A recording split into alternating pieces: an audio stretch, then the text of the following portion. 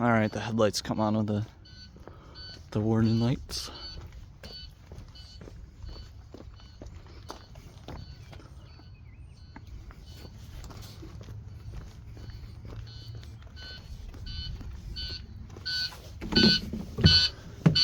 Quite complaining. Does this work? I don't know, honestly. Turn signal, red lights.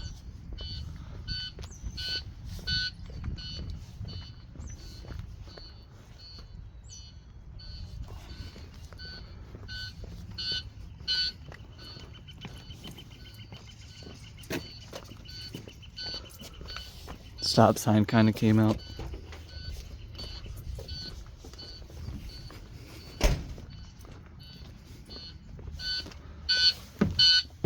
Alright, turn off the flasher, turn off that, turn on that, turn on the headlights. Stop all light works. Headlights work. Overhead clearance lights. Back one works.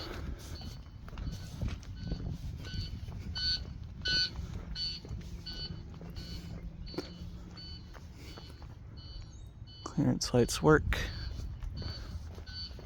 There's no middle one on this one since it's not long enough. Turn off the headlight.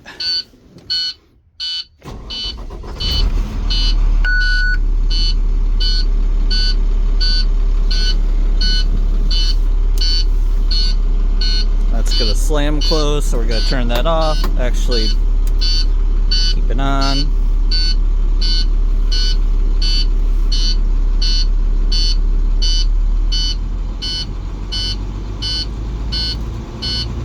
We're not checking under the hood because we were just talking about hood latches, and it's probably a bad thing. I don't have the capability of opening it up yet. I haven't practiced enough not to break it, so headlights turned on because of the windshield wiper. Let's go ahead and turn that off.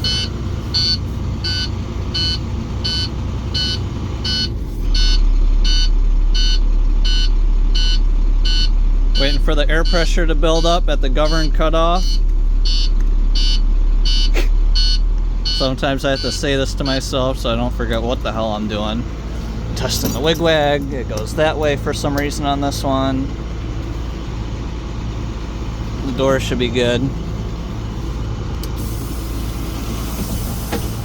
Service door works. I know that because it closed and the light turned off.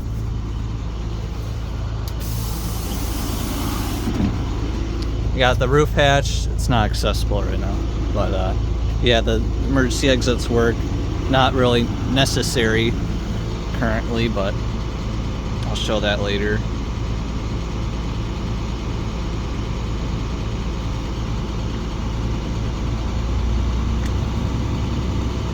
So right after 120 psi, and between 120 and 125, the air pressure should purge, the govern should cut off.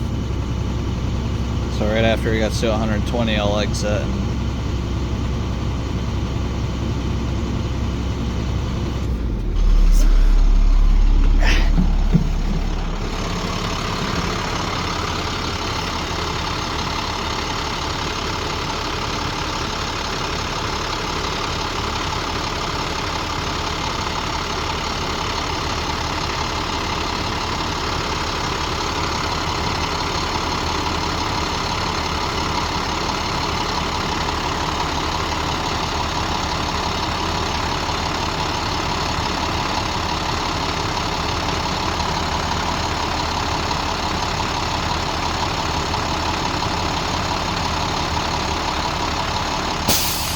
There it goes.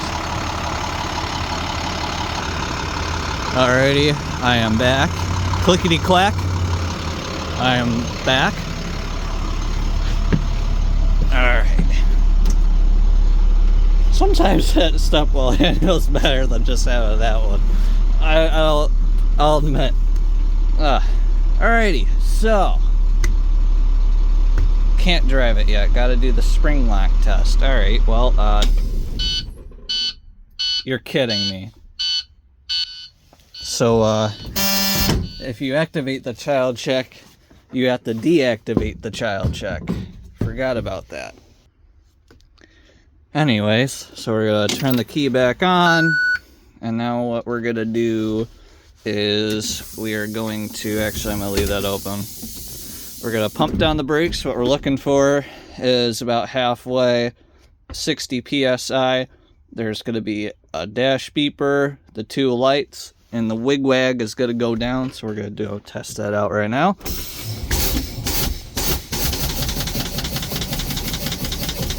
Wigwag.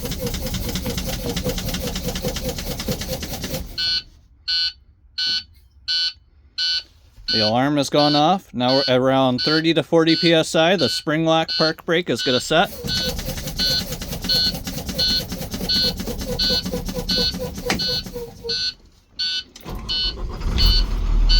Alright, test complete.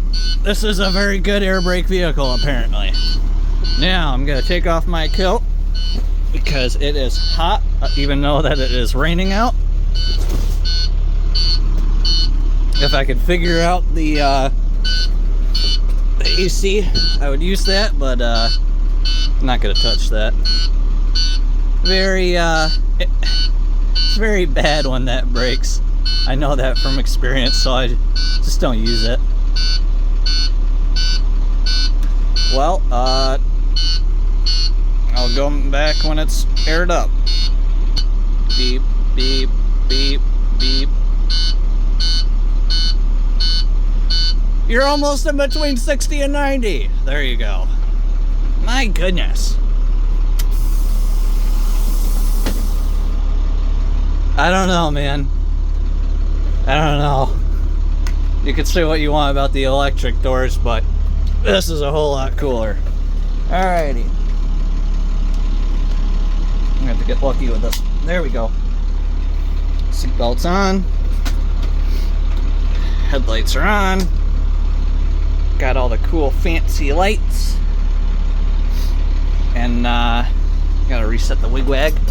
Wigwag's reset. Here we go.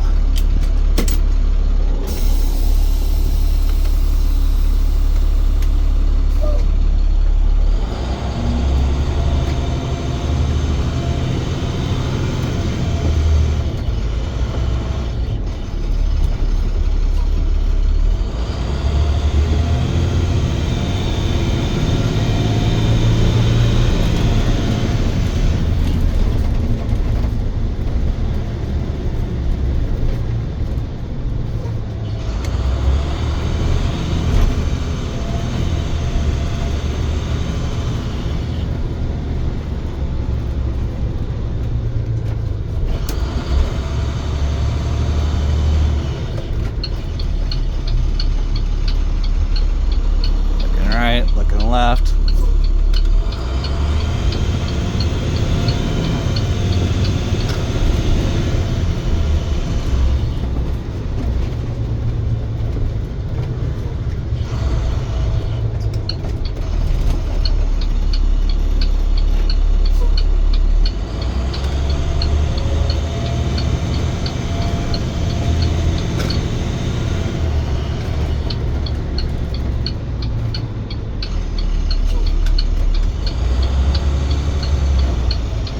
Turn on the master, turn on the ambers.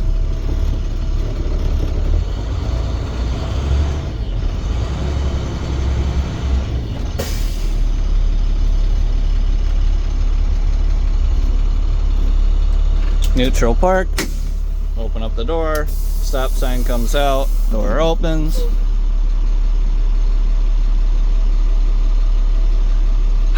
The only thing that's missing is that little cross gate. I won't lie. I'll yap about that for a while. The fan switches are a little bit broken, which is I don't know why it did that. It looks like it's actually the back planing. It looks like it's out. It's probably a simple fix. Steering wheel column's a little bit busted. I like this one, but you have to deactivate the child check every time. There's no snooze button. Another thing this thing it doesn't have would be the Bendix auto brake, or the headlock loading brake. That's supposed to be like that. Basically what they do is when your red solenoid for the stop arm is activated, applies the brakes, so the brake lights stay on as if you're hitting the brake pedal, and the brakes are applied. And once the red stop is deactivated, you can push the button. The auto brake is more automatic, but the Pedlock has that feature. Some cool things. Of course, that would be more of a parking brake fatigue, which don't really have that problem here, so we don't really need it.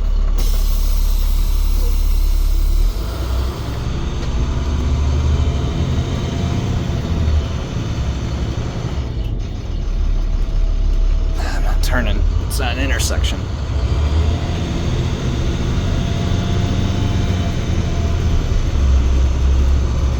I don't get the satisfactory for the hydraulic brakes. Air brakes I like.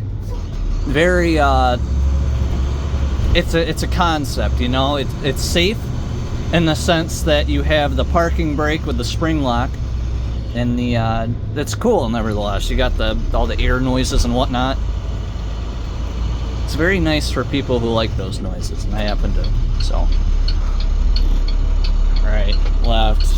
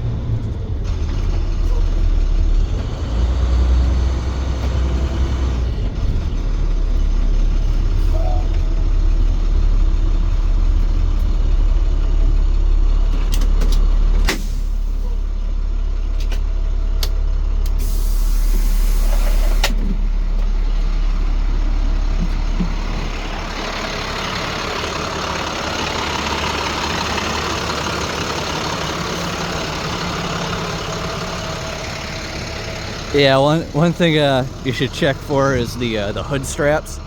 Sometimes you leave those open. I did forget to check the reverse lights. I'll do that now. Park brakes applied.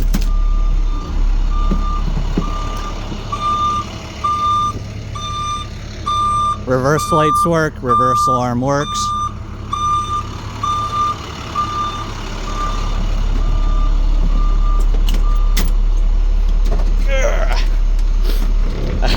I love this T-shifter grabbing onto it. Helps me get in the seat sometimes.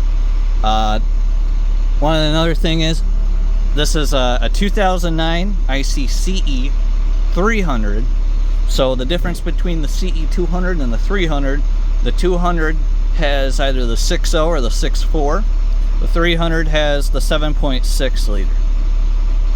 Now the difference is back then you had the VT365 or the DT466.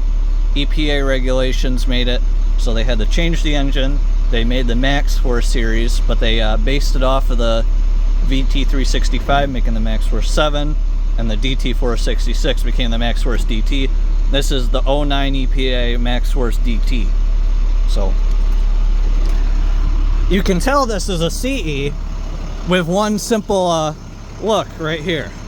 So this is a CE badging. Basically what happens is manufacturers, I'm not sure if they're required to, but for the most part, they'll have the brand name. Brand name goes here. Model name goes here. Sometimes they have a different spots. I know the Bluebird has it on the bumper too. It says Vision actually right there. But some people don't know what the makes and models of the buses are. This is an IC bus CE300. I know in like 2001 to 2004, people were a little bit confused about those ones. There was never a CE in 2002 though, so, or in 2001. Those were technically international buses. They were the IC series. So that's something not a lot of people know about. But yeah. CE, love it. I probably will get my own. Probably a full-size CE200. The one I'm looking at right now does not have this little linkage rod on the door. This linkage rod, what it does is it's very specifically placed there. So once you close the door, it closes both of them. Now the only door that's technically being powered here is this one. This one is the latching door. So this one closes last and opens first. I know the 3rd gen CEs are a little bit funny. The doors sometimes flip-flop on them. But the bus I'm looking at is a 2015 CE200. Actually, it's more involved in the linkage rod up here. It does not have this linkage rod here. It has like a sway bar mechanism, so it sways back and forth. But a little more complex. The thing with IC buses, they love messing with the doors, and they sometimes they make mistakes and don't fix them. That sway bar mechanism was one of the things they never fixed. So I'm gonna go ahead and park the bus. Jeez, I'm bent my knee the wrong way, the leg. Here's the fans. Oh, that feels so nice. This door, here's the door lock right here. You push down, I think. I don't remember how to use this. Push down and it locks the door. And you push up, so the lock tells you to push down. You have access to it now. It's got power assisted mirrors. I don't think the one I was looking at had that. Heaters, defrost fan, heated mirror. The destination signs I should have probably put on, but it didn't matter anyway. The dome lights. You have the master switch. Gives power to the warning lights. This starts the ambers. This turns on the reds. I forgot this worked with the master off. The override switch is supposed to override the master flasher. Excuse me. We got the air horn. We got the noise suppression switch. This turns off all the noisemakers, so if you're at a railroad crossing. You got the horn. Another thing you saw me utilize was the cruise control. Actually, I forgot. This is these two things can either be cruise control or they could be the warning light and door controls. That's how I'm gonna have it, I think, with the snooze button. Oh my gosh, I couldn't go out. It's got the AM/FM radio. Off-road, this does something with traction control. Park regen, which I was just looking at. That's with the EPA stuff. The Max 4 series has this. I think the Cummins has it too, and they still have some whatnot. You got the switch to switch the interior exterior for the AM/FM with the PA mic. Got economy mode, never used that. You got the lamp check, which is broken on this one. They didn't like you using that. The lamp check feature is not really, it doesn't help with pre-trips. It's more of a light show in the sense, so you can see if the light works, but that does not test the functionality of the lights. You got some climate control here, and I think that's about it really. You got the cruise, you got the driver's dome, you got the driver's storage. That is a camera system. You got the first aid kit. That's the title and whatnot. Alright, I said I was gonna back up, so I'm going to do that now.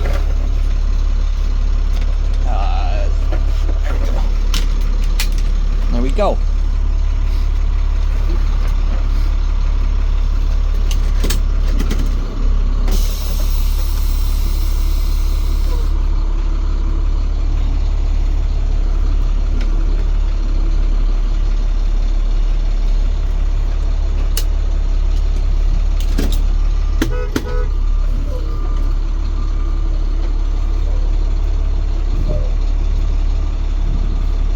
I am checking my mirrors, but I'm not showing that with my camera. It's easier to just look rather than point.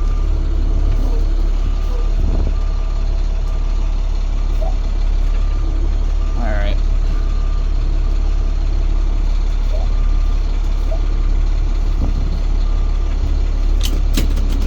So in this instance, usually a neutral park, but it is very more convenient to just let it roll back so you don't run over the wheel chocks or place.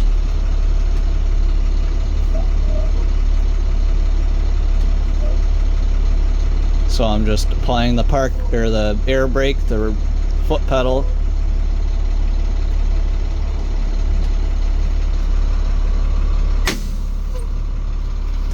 All right, now we do the child check. So, oh shit, whoops.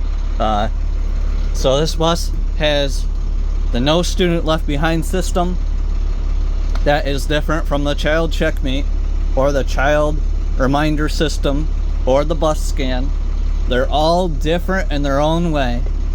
International brands this, the no student left behind.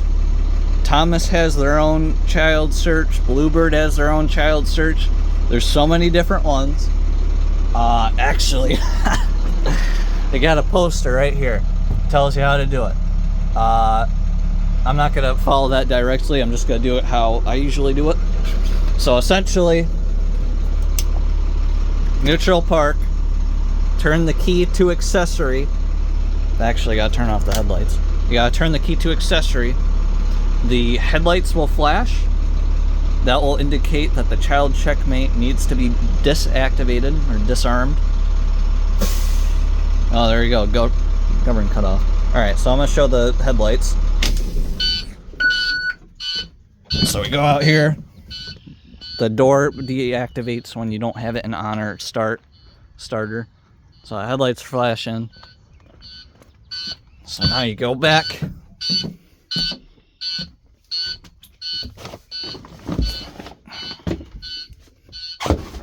And then you lift the handle. This is called the Vandal block officially so far. This is the makeshift Vandal lock. They make an official one, but it's expensive and it just makes sense to use that.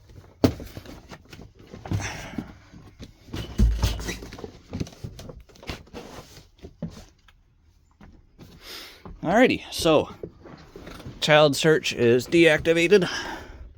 Turn the key to, actually I could see the air tanks. So all we just need to do right now is have it spring locked.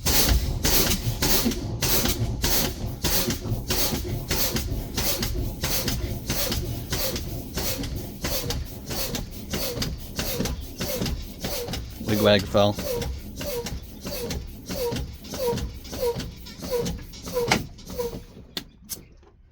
Make sure it's applied. Sometimes it doesn't apply. Master switch is off. I'm going to show the how the door works. So there are 3 air tanks despite what the instrument cluster says. Okay. There's 3 air tanks. There's the primary, secondary. One of them's for the foot pedal front brakes. One of them's for the park brake rear brakes. The auxiliary tank does the air and the seat and the doors and the stop arm. So despite there not being as much air in those tanks, the door still works. I think it just died actually. Yeah, it did. Oh. Anyways, it's kind of how you drive an IC bus. Make sure the door switch is off because you don't want it to slam when you hop back in. I'm trying to think. Usually I would have forgotten something by now. Yep, you gotta watch out for these hood straps. I just drove with the hood open. Half open.